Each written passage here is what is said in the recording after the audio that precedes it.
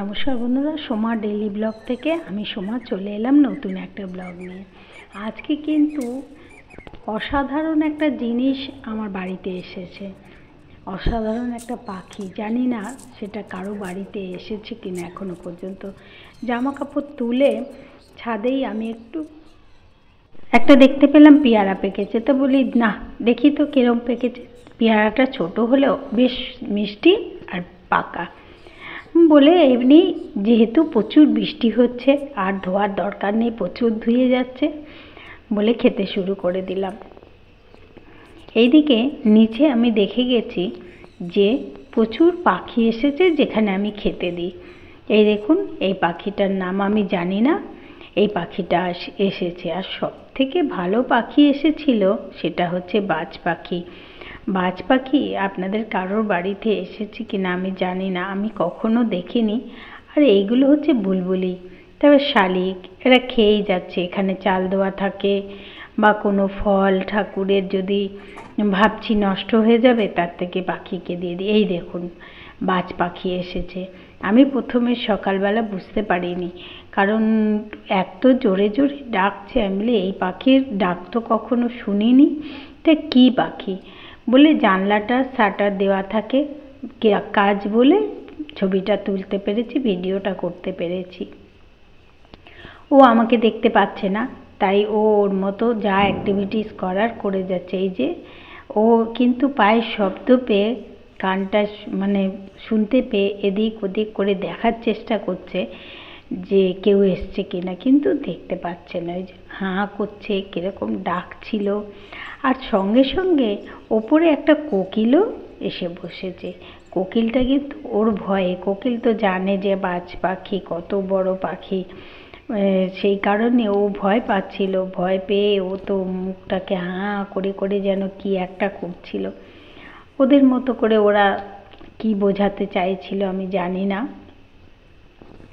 আমার এতটাই আনন্দ হচ্ছিল সকালবেলাটা যে কি পাখি। তারপরে যখন দু একজনকে পাঠালাম, বললো আরে বাবা এটা তো বাজ পাখি, এলো কি করে? এ তো এত ছোট হয় না, প্রচুর বড় হয়। তার মানে বাচ্চা, কোনো গাছে বাচ্চা ছিল, সেই বাচ্চাটা চলে এসেছে। আর এই যে ওপরে কোকিল বসে আছে, কোকিলটাও হাঁ করছে, কীরকম করছে মানে দেখে কি বলবো। ওই যে কোকিলটা হাঁ করছে, কারণ ভয় পাচ্ছে ও মনে হচ্ছে বাজ পাখিকে দেখে। আর পাখিটাকে দেখে আমার এতটাই সুন্দর লাগছিল, এক্সাইটেড লাগছিল কি বলবো। মুখটা দেখে মনে হলো বাজ পাখি, কিন্তু তবুও কনফার্ম হয়নি। তারপরে যখন সবাইকে পাঠালাম, সবাই বলল ওরে বাবা এ তো বাজ পাখি, এ তো এত ছোট হওয়ার কথা নয়, তার মানে এটা বাচ্চা বাজ। কোনোভাবে প্রচুর বৃষ্টি হচ্ছে, ঝড় হচ্ছে, ও উড়ে চলে এসেছে আর এখানে খাবারের খোঁজেই এসেছে। আমি ধন্য হয়ে গেলাম। আমি জানি না বাজ পাখি এসেছে তার জন্য আমার ক্ষতি হবে না ভালো হবে, কিছুই জানতে চাই না। ও এসেছে এতেই আমি ধন্য। আমার নিজেকে অনেকটাই বেশি ধন্য মনে হচ্ছে, যা কখনো দেখতেও পাই না চোখে, সেটা আমার বাড়িতে এসেছে। এই দেখুন, ও আমাকে দেখেই উড়ে গেল। চোখটা একদম লাল টকটক করছে, যেমনি কোকিলের চোখ লাল হয়, আর ওই চোখও লাল। আর লেজের কালার কি, লেজের কালার সারা শরীরের কালারটাই অদ্ভুত। দেখে না আমার এতটাই ভালো লাগছে, মনে হচ্ছে ওকে পারলে যদি খাঁচাবন্দি করতাম তাহলে আমি করব না। আমি কোনো পাখিকে কাউকে খাঁচার মধ্যে বন্দি করতে চাই না।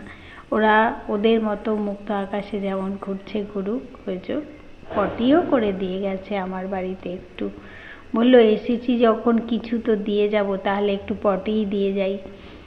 একটুখানি খেলো, ফল ছিল খেলো, খেয়ে তারপরে ও কি করবে ঠিক করতে পারছে না। তার মধ্যে শালিক কোকিল এরাও খাচ্ছে, ও চুপ করে বসে বসে দেখছে। কোকিলটা তো ভয়ে সেই ওই যে আমাদের ইলেকট্রিকের তারে ওরা ওয়্যারিং করা, সেখানে গিয়ে বসেছে। ওর কাছে আর থাকলো না, ভয় পাচ্ছিল।